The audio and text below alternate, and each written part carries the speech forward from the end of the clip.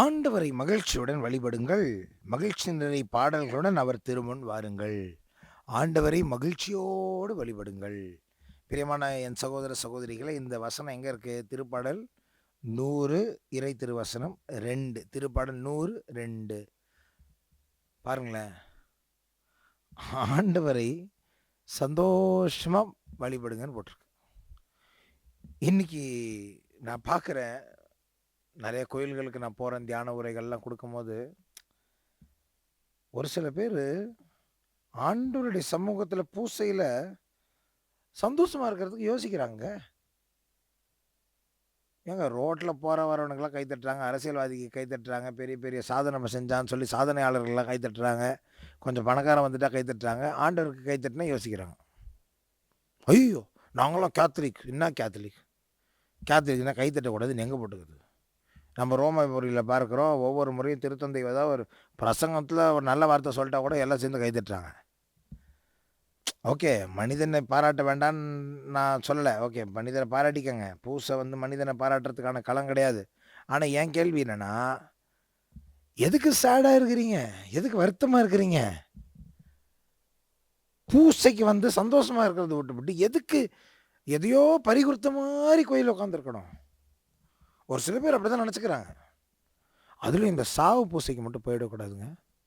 சாவு பூசைக்கு போயிட்டீங்கன்னு வச்சோ, ஐயோ ஐயோ ஐயோ ஐயோ. ஏங்க, வீட்டில் உறவினனை இழந்தவன் மன கஷ்டத்தில் இருக்கிறான், புரியுது. வெளியிலேருந்து வரவன் ஏங்க அப்படி அழுகுறான்? அவனுக்கு அந்த மனுஷனுக்கு உறவே இருக்கா? ஐயோ, பெருசாக ஏதோ பறி கொடுத்த மாதிரி. நம்மள சொல்லி கொடுக்கணும் அந்த வீட்டுக்கு, ஏங்க கவலைப்படாதீங்க, இந்த உடலுக்கு மட்டும்தான் மரணம், ஆத்மத்துக்கு மரணம் இல்லை. அவருடைய உடம்பு மட்டும் தான் இறந்துருக்கு, அவர் இன்னும் உயிரோடு தான் இருக்கிறாரு. நம்மள மகிழ்ச்சியை ஊட்டணும். அவங்க இப்போ ஆண்டவரோடு இணைஞ்சிருக்கிறாங்க, அதை விட பெரிய சந்தோஷம் என்னங்க வேணும் அப்படின்னு நம்மள சொல்லி கொடுக்கணும்.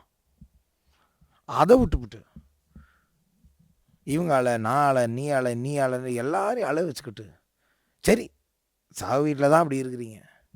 சாதாரண பூசைக்கு வந்தால் கூட ஏதோ இஞ்சியை சாப்பிட்டுட்டு உட்காந்த மாதிரி முறைச்சிக்கிட்டே இருந்தா, அப்படியே மூஞ்செல்லாம் அப்படியே சேடாகவே இருந்தா. அதுதான் திருத்தந்தை பிரான்சிஸ் சொல்கிறாரு, ஒருத்தனை மகிழ்ச்சி இல்லைன்னா அவன் கிறிஸ்தவனாக இருக்கிறது லாய்க்கே கிடையாது அப்படிங்கிறார். ஏன்னா ஆண்டவர் தான் சொல்கிறார், மகிழ்ச்சியோடு அவரை வழிபடுங்கள்.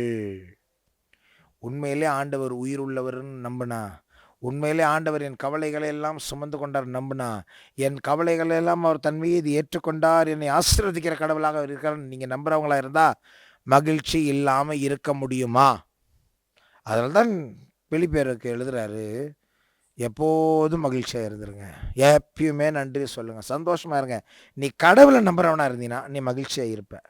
நீ கடவுளை உண்மையில் விசுவசிக்கிறவனாக இருந்தால் உன்னுடைய வழிபாடு மகிழ்ச்சியின் வழிபாடாக இருக்கும். அது சாவு பூசையாக இருந்தாலும் சரி, சந்தோஷமாக தான் பாட்டு பாடுவோம். இன்ப இயேசு ராஜாவென்னா பார்த்தா போதும், மகிமையில் அவரோடு நான் வாழ்ந்தால் போதும். சாவு பூசைக்கு அப்படி தான் பாடணும். அதை விட்டுட்டு ஐயையோ ஐயையோ ஐயையோன்னு ஒப்பாரி வச்சுன்னு இருக்குதுங்க சாவு பூசை. பரலோகத்தினுடைய நிச்சயத்தை அதை ஒரு இன்னும் அதிகமாக வலியுறுத்தி சொல்லுகிற ஒரு களமாக மரணங்கள் இருக்க வேண்டாமா? பிரியமான சகோதர சகோதரிகளே, மகிழ்ச்சியுடன் ஆண்டவரை வழிபட கற்றுக்கொள்வோம். ஏனெனில் அவர் உண்மை உயிருள்ள கடவுள் என்று நம்புகிற ஒவ்வொருவரும் அவரை மகிழ்ச்சியுடன் வழிபடுகிறார்கள். ஜெபிக்கலாமா? எங்கள் அன்பின் தந்தையே, மகிழ்ச்சி நூற்றான கடவுளே, பல நேரங்களில் இந்த உலக கவலைகளை எங்களை அழுத்துவதாலும், இந்த உலக பிரகாரமான வாழ்க்கை நாங்கள் வாழ்வதாலும் பல நேரங்களில் முகவாட்டமாய் இருந்து வேதனையை எங்களுடைய அடையாளமாக மாற்றி விடுகிறோம்.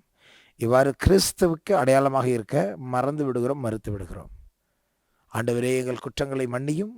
இனியும் நாங்கள் மகிழ்ச்சியுடன் நமக்கு சாட்சிகளாக விளங்க எங்களுக்கு அருள் புரியும். எங்கள் ஆண்டவராகிய கிறிஸ்து வழியாக உம்மை மன்றாடுகிறோம். ஆமென். God bless you.